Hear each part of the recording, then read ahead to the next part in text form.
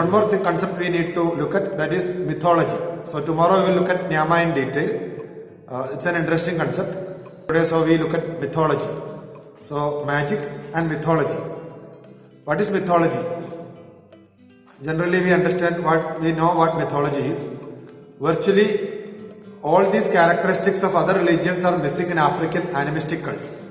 Though the mythology is somewhat analogous to the scriptures of other cultures, and unquestioning adherence to the precedents established by the mythology is obligatory as in religious groups everywhere. Okay, so mythology is something that is similar to the scriptures. Means in all the major religions, the scriptures, whatever the scripture says, is adhered to without compromising anything. They follow the precedents set by the mythology. So in African cults, any violation, any infraction, even accidental, is severely punished. Any lapse is believed to destroy the efficacy or effectiveness of the rite. Mythology, what is mythology? So for the Africans, mythology has maybe it is having little documentary value, but it serves a major cultural purpose in providing subjects for symbolic sculptures. In the African tradition, we see so many sculptures and masks. So many of these mythology provide subjects for symbolic sculptures. And their historical past, maybe it is not exactly history, it doesn't have any documentary value, but their historical past is dissolved in the myths.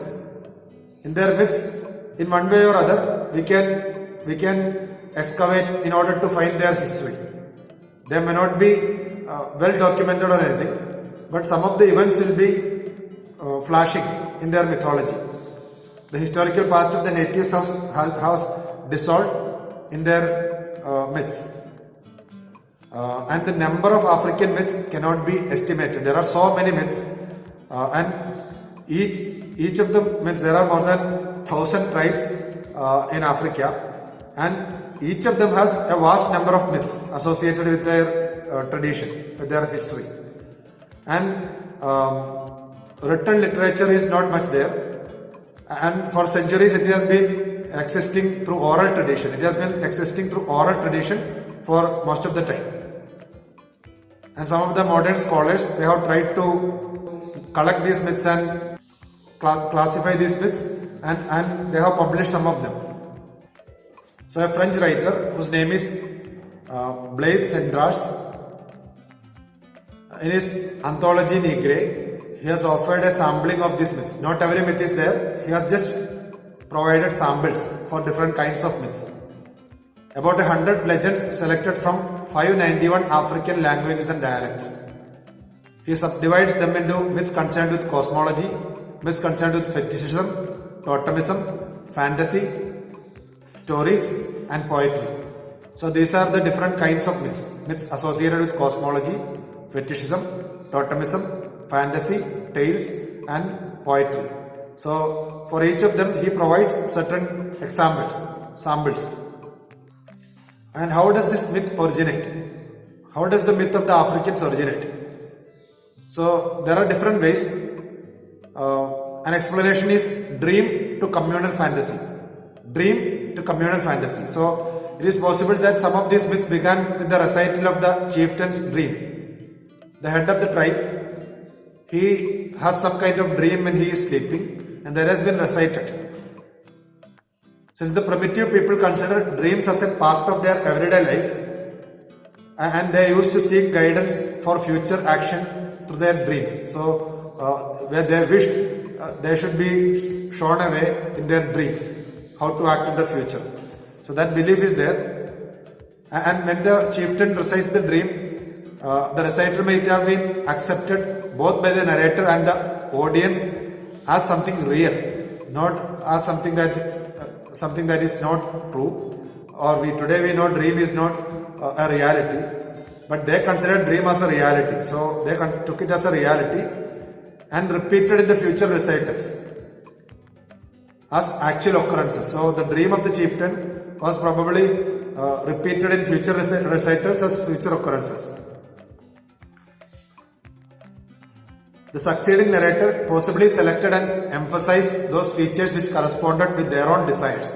So after generation to generation, this is handed out orally, and when he narrates, he also selected and emphasized those features which corresponded his own desires.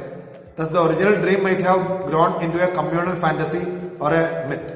So that is one of the way in which the myths originated. And it is also likely that the chief, as the responsible moral authority of the community, edited his dreams here and there to carry a moral lesson, thus incorporating an ideological statement into their myth. So that is also a possibility. One of the most important kinds of myths are creation myths. Creation myths and the myths of the origin of the tribe. So how the world was created, what is the origin of this particular tribe. So each of the tribe has that kind of myths. And also it is not only about the origin of the tribes, it is also about the origin of their institutions, how their institutions originated. So the myths are always in the forms of stories whose characters includes human beings, either similar to those who are presently alive or ancestors or some cultural heroes, and also the spirits of natural forces and animals. So it is very common, it is very natural for the African, for a bird or an animal to speak like other human beings. So the myths are always stories whose characters include human beings, either similar to those who are presently alive or some of the ancestors or cultural heroes, and also the spirits of the natural forces and animals. So there are myths with regard to creation, which speaks of the creations. Creation narratives are there. And also about the origin of their tribe. And also about origin of various institutions they follow. So it gives a kind of legitimacy to the tribe. It gives a kind of legitimacy to the institutions they follow. So when we say a bird or an animal or any other natural being can be a part of a narrative, a story, which is a myth, it is not simply symbolic figures. They act out events from tribal history, and their speech and behavior are those of contemporaries. To an African, it is perfectly natural for an animal or spirits to behave and talk like living people. So they find no unnaturality about that. And myth also play an active part in the everyday life of the Africans. So when I need to do something, if I don't know what to do, actually the myth comes there in order to give me a precedent. Okay, in the past it was done in this manner, so I can follow it. When I am supposed to do something, myth actually acts as a precedent. So in everyday life, myths are very relevant or active. So that is one of the function of the myth, as Malinowski pointed out.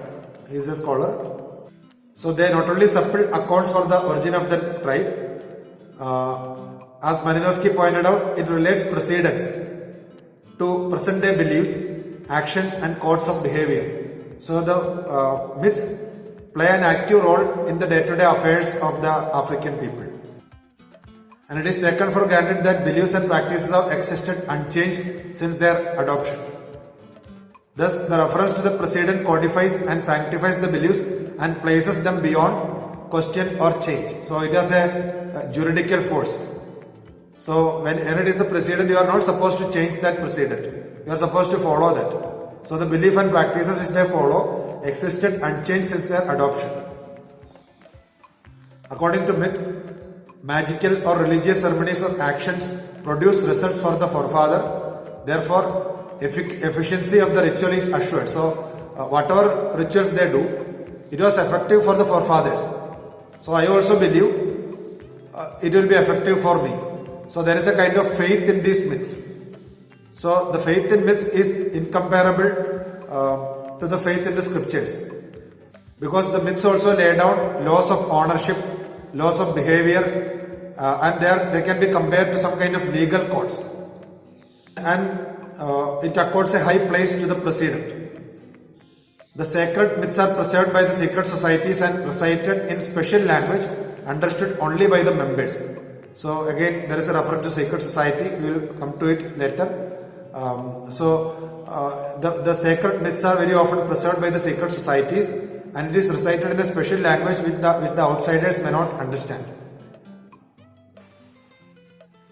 So the impressiveness of these myths is enhanced by the fact that they are revealed to the member for the first time at his initiation. So every members of the tribe will not know that. Those who are initiated into the secret society, they will be only knowing these myths. They first come across with the narratives of the myth when they are initiated into the secret society. It's actually a turning point of his life. Okay.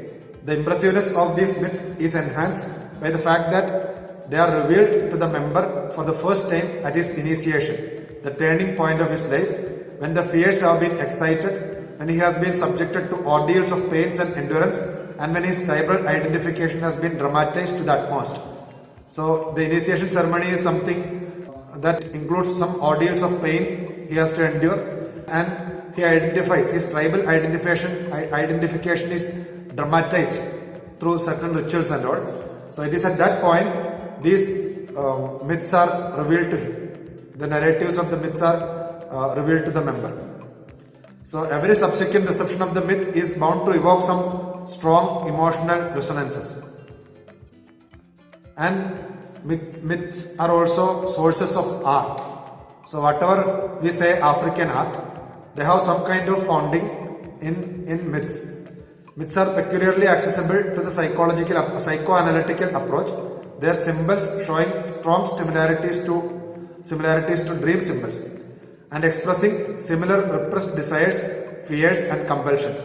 But the mythological symbols, although originating from unconscious, carry ideological and spiritual concepts as well. Like dreams, myths are inexhaustible sources of creative impulses. This is exemplified in the African artworks. Entire masks, if you look at the masks which are made by the Africans, the influence of this myth can be seen. And sometimes the ornamental details of artwork, how they are originally a mythological belief. They do certain kind of decorative elements because it is founded in a mythological belief. And some of the modern scholars, they find an interesting parallel between the dreams and also dreams as inspiration for the surrealistic painting. We find dreams as inspiration for the surrealistic painting, and means for surrealistic painting and sculptures of modern times, we find dreams as inspiration. And the same way, the mythology becomes an inspiration for the indigenous art of Africa. The physical reality seemed to be so precarious that the surrealist artists sought attachment to something more secure, something in their own inner world, not dependent on the ever-changing world outside. And they turned to the images of their unconscious. So that kind of parallel can be found between mythology and dream. And its influence in art, its role in art. Mythological precedents, as we have seen, have also developed helped to establish a strong art style tradition. In the African mythology, invisible forces, the spirits of nature, the genii, are pictured as the ancestors of the Africans. The invisible forces, the spirits of nature, the genii, are pictured as the ancestors of the Africans, who believe that territories they occupy was previously held by a local genii. When the tribe moved from one territory to another, or when they moved to a new territory, rituals were performed in order to ask permission. Asking permission, they performed certain rituals.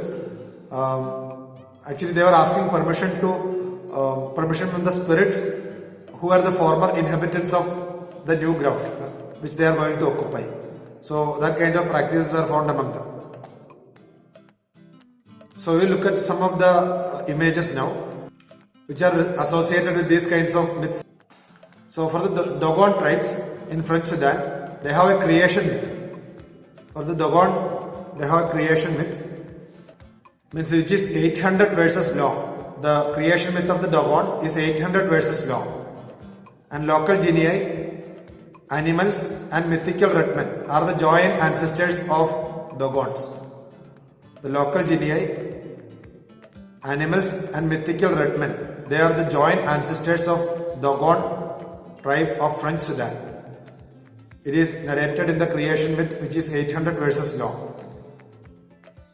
In the recitals of this myth, they use some kind of mask, and the ancestor figures are used. So why we are supposed to know these different cultural concepts is because their sculptures, masks, and their artifacts, most of them come out of these kind of beliefs and practices. So what you are seeing is seeing on the screen is a Dogon ancestral figure.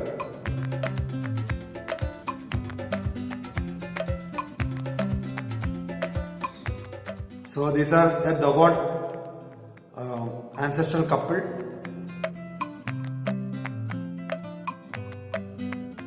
It's a seated ancestral couple. So when they recite a mythology, they use this kinds of masks and these kinds of statues. They are ancestral figures. So the local genii, animals and mythical red men, they are their ancestral figures. So when they recite the myth, which is in connection to their origin, they use these kinds of sculptures and also masks. These are seated couple, wood, metal, by Dogon people.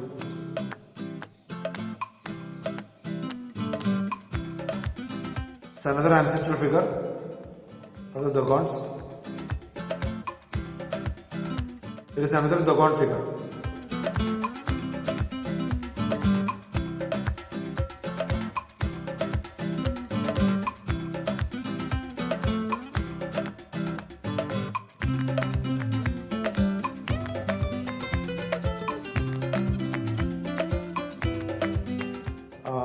They have a creation myth 800 verses long. Local genii, animals and mythical red men are joint ancestors. In the recitals, certain masks and ancestor figures are used. So whatever figures you are seeing now, they are used in the recitals of this myth.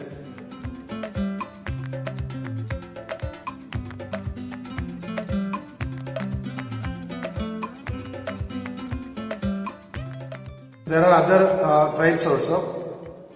The Bowls of Ivory Coast start their creation with an immaterial god Aluru. No cult is devoted to him, therefore no cultural representation of Aluru is present. But Nyama, their spirit, genius or demon of the sky, who rules over the future life of the people, is represented by a ram mask. For the Baul people, they have a belief in a god who is called Aluru. It's an immaterial god, but no cult is there associated with him, so there is no sculptural representation. But Nyama is represented by Ram mask. Nyama of these people are represented by, who is the genie or demon of the sky, it is represented by Ram mask. Bull mask with 2 or 3 horns represents another spirit, which is known as Kaka Hui, and his wife Ago, who supervises the burials, is also represented by a bull mask. And the demon of agriculture, Kuamambo, it is also represented by a ram mask. So you have a look at the images. It's a ram mask. There are actually different ram masks.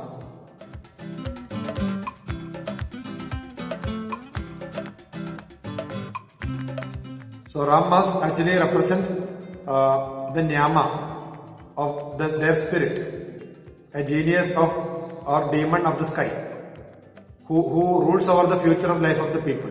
So that is represented by this ram mask. And also the god of agriculture, demon of agriculture, is also represented by a ram mask, who is known as Kuamambo. These are different ram masks.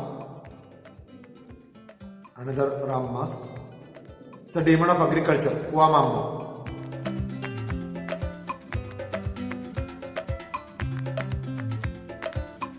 And there is a second grade genii. There are second grade genii. Zambi and Frette are represented by an antelope head with long horns. Obekere, it's another second grade spirit, has a monkey mask with a dog-like head. A monkey mask with a dog-like head. And Gogro Kofi has a hyena mask. So this is the second great genii, Zambi and Frette. They are represented by this mask, an antelope mask with horns. This is another antelope mask which represent those second grade genii. Again another mask from Ivory Coast, Guro antelope mask.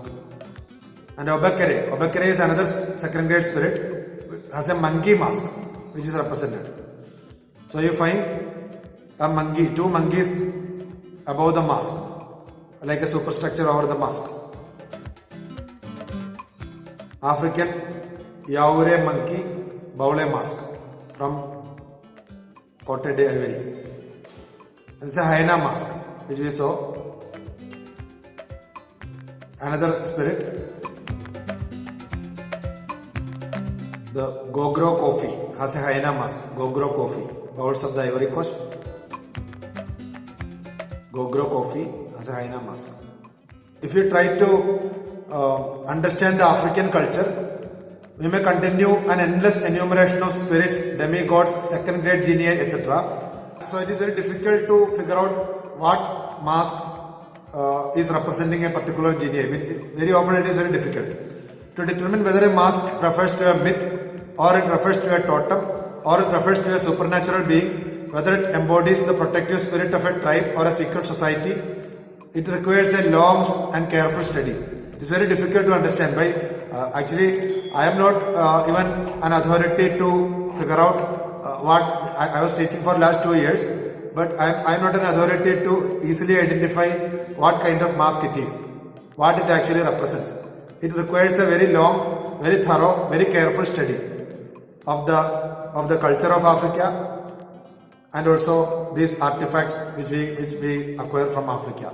So this is what I wanted to deal today. We will see the next lessons next day.